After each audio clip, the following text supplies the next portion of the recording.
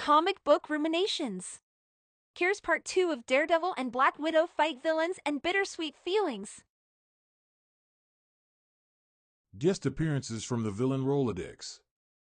Anyone who thinks comic books are all about aesthetics and creative artistry might be too focused on writers and illustrators rather than on publishers or distributors. Now Send the Scorpion, the tale presented in Daredevil number 82, December 1971, provides more than an intriguing matchup for the hero. The Scorpion helps draw in Spider-Man readers, as he's one of the web-slinger's top foes. The Scorpion previously provided villainous sales-boosting duties in February 1970's Captain America number 122. Regarding promoting Daredevil, the main villain, Mr. Klein/the Assassin, is not well known enough yet to get his image on the cover, but the Scorpion could likely move issues. The villain also provides an excellent way to further the Mr. Klein storyline and help build the relationship between Black Widow and Daredevil.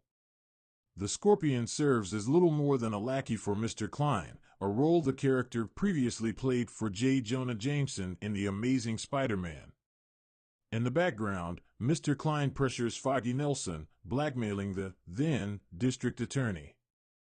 The villain also allows Black Widow to help Daredevil win a fight he has trouble winning by himself, leading to a cliffhanger ending where Black Widow accidentally kills the Scorpion. The brilliant slow burn toward the Daredevil/Black Widow team-up continues as Karen Page drifts away from Matt Murdock. The Karen Page drama may seem like filler material, but a closer second reading reveals how the subplot builds intrigue into where the relationship between Daredevil and Black Widow heads. Since the story ends with Black Widow accused of murdering the Scorpion, readers discover the heroine's appearances are more than the standard guest shot. A soap operatic battle royale.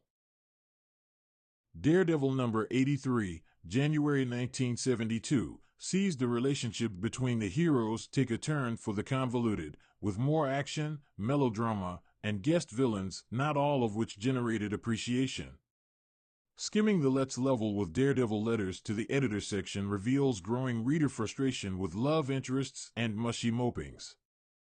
One letter suggested, you either get your superheroes and their girls together or ship them all off to Peyton Place. Another noted, too many of your superheroes have too many hang-ups. Get rid of some of them, please. The Bullpen's response to the reader's edict jokingly wondered if the reader meant for Marvel to get rid of the hang-ups or the superheroes. Let's level here, they go together. If Marvel fails to reverse negative reader attitudes about their books, the publishing house would have to get rid of the superheroes via cancellation.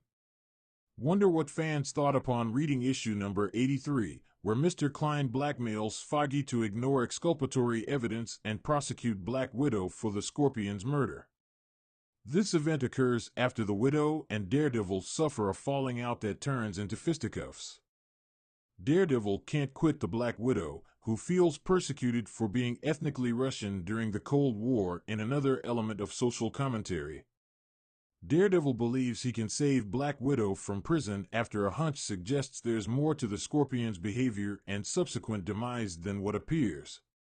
The hero heads to the morgue to view the Scorpion's body, but all Daredevil finds is old nemesis Mr. Hyde, ready to pounce since it is too early for a Mr. Klein/Daredevil confrontation.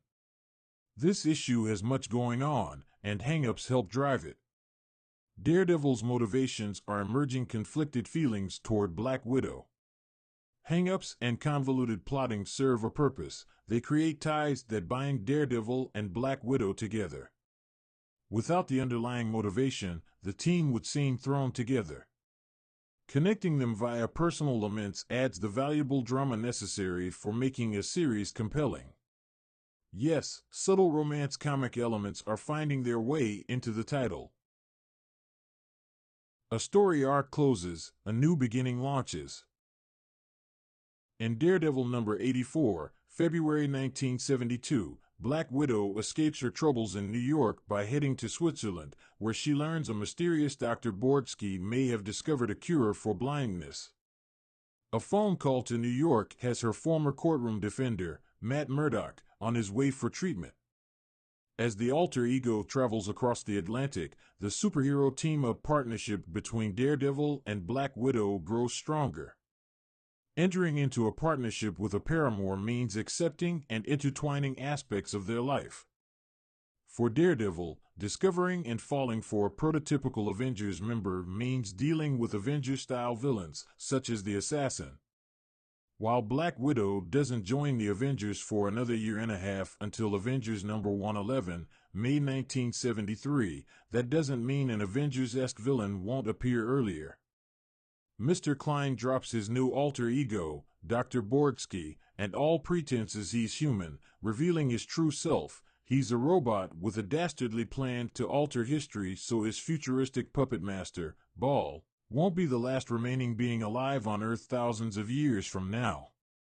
The assassin spews dialogue reaffirming Ball's plans before relegating himself to forgotten Bronze Age villains who never amounted to much.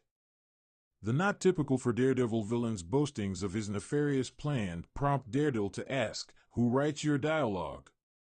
Dr. Doom?" He may have picked up supervillain diction from Doom or another Avengers-centered bad guy. The assassin also appeared in The Invincible Iron Man around the same time, a book where his science fantasy evil plan would be a better fit. Why is he so interested in a solo character like Daredevil?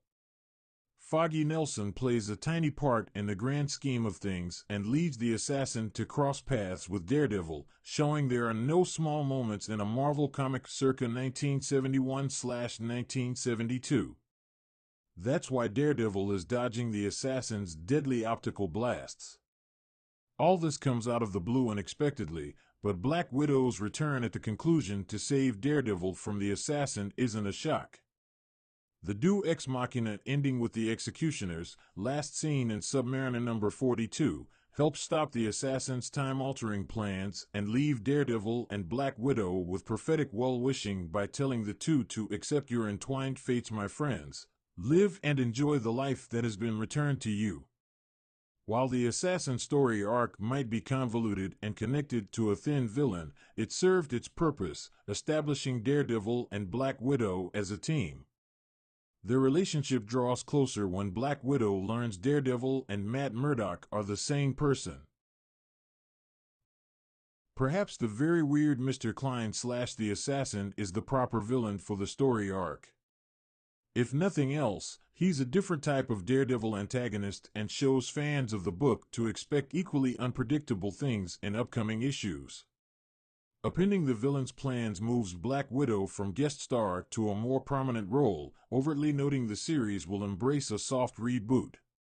Because things play out at a reasonable pace over several issues, the transition to team-up book works, and, yes, the soap operatic element plays a helpful role here. When Daredevil appreciates an opportunity to tackle some street-level thugs because his, quote, mind won't be circling the image of a certain lovely lady, you know the story between them is far, far from over.